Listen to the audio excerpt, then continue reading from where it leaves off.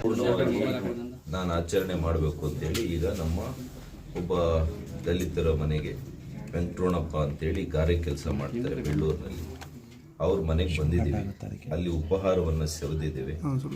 ಅವ್ರ ಕಷ್ಟ ಸುಖಗಳನ್ನು ಕೂಡ ಆಲಿಸಿದ್ದೇನೆ. ಇವತ್ತು ಉದಾಹರಣೆಗೆ ಅವ್ರ ಮಗನಿಗೆ ಸ್ವಲ್ಪ ಮಾನಸಿಕ ವ್ಯಾಧಿ ಇದೆ ಅಂತ ಹೇಳಿದ್ದಾರೆ. ಅದಕ್ಕೆ ಹೆಚ್ಚಿನ ಚಿಕಿತ್ಸೆ ಕೊಡಿಸ್ಲಿಕ್ಕೆ ನಿಮ್ಯಾನ್ಸ್ನ ನಿರ್ದೇಶಕರ ಜೊತೆ ಮಾತನಾಡಿ ಆದಷ್ಟು ಶೀಘ್ರದಲ್ಲಿ ಅವರಿಗೆ ಒಳ್ಳೆ ಚಿಕಿತ್ಸೆಯನ್ನು ಕೊಡಿಸುವಂಥ ಕೆಲಸ ಮಾಡ್ತೇನೆ. ಇವತ್ತು ಡಾಕ್ಟರ್ ಅಂಬೇಡ್ಕರ್ ಅವರ ತತ್ವ ಸಿದ್ಧಾಂತ ಆಶಯದಂತೆ ಸಮಾನತೆಯನ್ನು ನಾವು ಸಾರಬೇಕಾಗಿದೆ. ನಾವೆಲ್ಲರೂ ಕೂಡ ಭಾರತೀಯರು ಒಂದೇ. ಇದು ಮೊದಲ ಕೆಲಸ ಆಗಬೇಕು.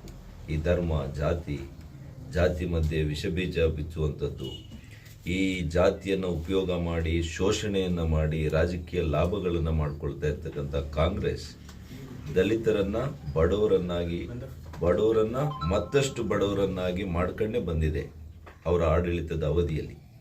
ಆದರೆ ಮಾನ್ಯ ನರೇಂದ್ರ ಮೋದಿಯವರ ಕಳೆದ 10 ವರ್ಷದ ಆಡಳಿತ ತಾವೇ ನೋಡಿ, 25 ಕೋಟಿ ಭಾರತೀಯರು ಬಡತನ ರೇಖೆಗಿನ್ನ ಕೆಳಗಡೆ ಇರತಕ್ಕಂಥವರನ್ನು ಮೇಲೆತ್ತುವಂಥ ಕೆಲಸ ಮಾಡಿದ್ದಾರೆ. ಈ ದೇಶವನ್ನು ಇಡೀ ವಿಶ್ವದಲ್ಲಿ 5ನೇ ಸ್ಥಾನಕ್ಕೆ ಇವತ್ತು ತಂದಿದ್ದಾರೆ ಆರ್ಥಿಕವಾಗಿ. ಹಾಗಾಗಿ ಇವತ್ತು BJP ಪಕ್ಷ, ಮಾನ್ಯ ನರೇಂದ್ರ ಮೋದಿಯವರ ಸರ್ಕಾರ ದಲಿತರ ಪರ, ಬಲಹೀನ ವರ್ಗಗಳ ಪರ, ಬಡವರ ಪರ ಇದೆ. ಹಾಗಾಗಿ ಅದಕ್ಕೆ ಅವರು ಹೇಳಿದ್ದಾರೆ, ಈ ದೇಶದಲ್ಲಿ 4 ಜಾತಿಗಳಾಗಿ ನಾನು ನೋಡ್ತೇನೆ. ಒಂದು ಬಡವರು, ಒಂದು ಮಹಿಳೆಯರು, ಒಂದು ಕಾರ್ಮಿಕರು, ಒಂದು ಯುವಕರು. ಇದು 4 ಜಾತಿ. ಈ 4 ಜಾತಿಗಳಿಗೆ ಯಾವ ರೀತಿ ನಾನು ಚೈತನ್ಯವನ್ನು ಕೊಡಬೇಕು, ಅದು ಕೇಂದ್ರ ಸರ್ಕಾರ ಮಾಡುತ್ತೆ ಅಂತ ಇವತ್ತು ಮಾನ್ಯ ನರೇಂದ್ರ ಮೋದಿ ಅವರು ಹೇಳಿದ್ದಾರೆ. ಅವರ ಆಶಯದಂತೆ, ಅವರ ಮಾರ್ಗದರ್ಶನದಂತೆ ನಾನು ಕೂಡ ನನ್ನ ಕೈಲಾದಷ್ಟು ನಮ್ಮ ಬಲಹೀನ ವರ್ಗಗಳಿಗೆ ಅವರ ಜೊತೆಯಲ್ಲಿ ನಿಲ್ಲೋದೇ ಅಲ್ಲ, ಅವರನ್ನು ಮೇಲಕ್ಕೆತ್ತುವಂಥ ಪ್ರಯತ್ನ ಪ್ರಾಮಾಣಿಕವಾಗಿ ಹಿಂದೆ ಮಾಡಿದ್ದೇನೆ, ಮುಂದೆಯೂ ಕೂಡ ಮಾಡ್ತೇನೆ. ಸರ್, ಇವತ್ತು ಡಾಕ್ಟರ್ ಅಷ್ಟೇ ಕಾಂಗ್ರೆಸ್ನವರು ಅವರನ್ನು ವೋಟ್ ಬ್ಯಾಂಕ್ಗೆ ಅವ್ರು ನೋಡಿದ್ದಾರೆ. ಎಂದೂ ಕೂಡ ಅವರಿಗೆ ಶೈಕ್ಷಣಿಕವಾಗಿ, ಸಾಮಾಜಿಕವಾಗಿ, ಆರ್ಥಿಕವಾಗಿ, ರಾಜಕೀಯವಾಗಿ ಎಲ್ಲೂ ಕೂಡ ಅವರನ್ನು ಮುಂದೆ ತರುವಂಥ ಪ್ರಯತ್ನ ಮಾಡಿಲ್ಲ. ಡಾಕ್ಟರ್ ಅಂಬೇಡ್ಕರ್ ಅವರನ್ನು 2 ಸಲ ಸೋಲಿಸಿದ್ದು ಕಾಂಗ್ರೆಸ್. ಇವತ್ತು ನಮ್ಮ ಬಾಬು ಜಗಜೀವನ್ ರಾಮ್ ಅವರನ್ನು ಕಾಂಗ್ರೆಸ್ ಪಕ್ಷ ಉಚ್ಚಾಟನೆ ಮಾಡ್ತು, ಪ್ರಧಾನಮಂತ್ರಿಗಳಾಗ್ಬಿಡ್ತಾರೆ ಅಂತ.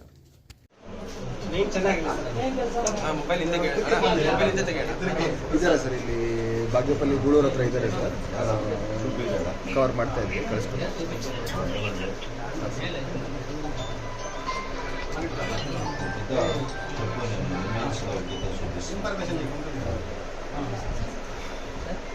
ಕೊಡಕ್ಕೆ ಪ್ರಾಬ್ಲಮ್ ಇದೆ, ಅವ್ರದ್ದು ಡೀಟೇಲ್ಸ್ ಕೊಡಿ.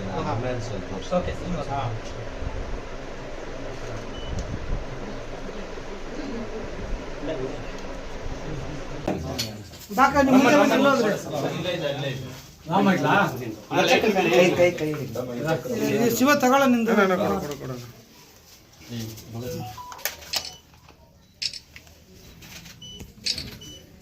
Thank you.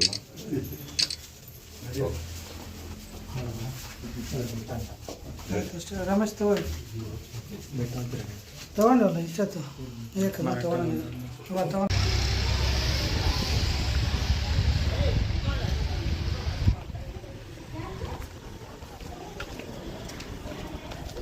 ಸರ್ ಅಡುಗೆ